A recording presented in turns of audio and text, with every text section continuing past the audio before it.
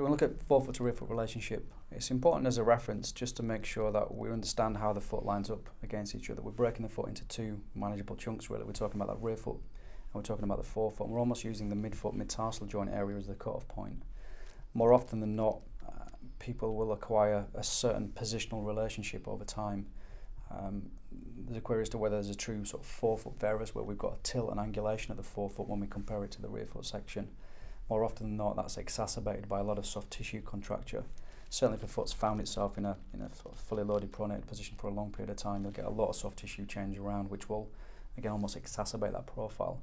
So it's important clinically when you're looking at forefoot to rear foot relationship to, one, try and quantify whether there's a degree of difference, and two, to really get an understanding as to whether it's a soft tissue component or whether it's a bone component.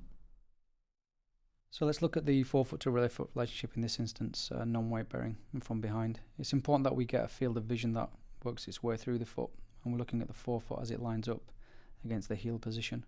You can see in this case that we've got a reasonable forefoot inversion.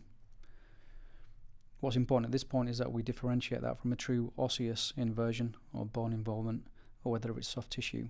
And you can see in weight bearing or mimicking weight bearing that this is very much a soft tissue component when we're looking at forefoot to rear foot relationship.